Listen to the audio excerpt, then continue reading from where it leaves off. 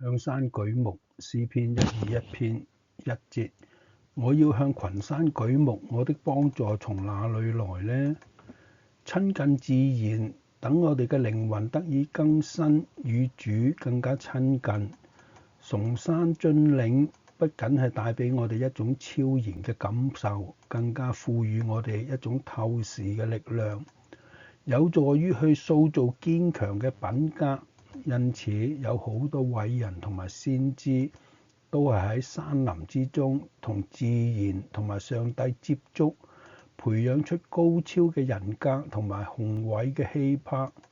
摩西曾經喺米甸山度過咗40年去牧羊嘅生涯，大衛亦都係喺伯利恆山地牧羊嘅牧童。施洗約翰喺曠野荒地嘅產物，耶穌喺出嚟侍奉之前，亦都喺曠野禁食咗40日。後來當佢喺侍奉中忙碌、心神勞倦嘅時候，亦都會獨自登上高山，以便同主上帝相交，恢復心靈嘅力量。因此，詩人喺高山同上帝緊密相交之後，不禁喺第2至第8節作出咁樣嘅讚美：我的幫助是從造天地的耶和華而來，他必不使你的腳滑倒，保護你的必不打盹。看啊，保護以色列的必不打盹，也不睡覺。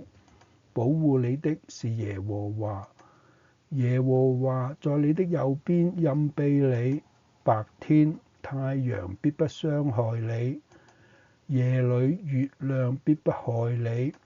耶和華要保護你脫離一切災禍，他要保護你的性命。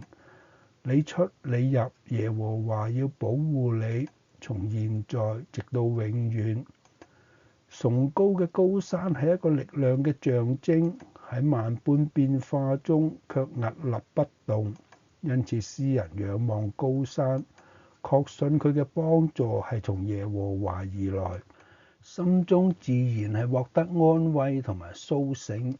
生病嘅人經常都喜歡親近高山流水，尋求醫治同埋心靈嘅平靜。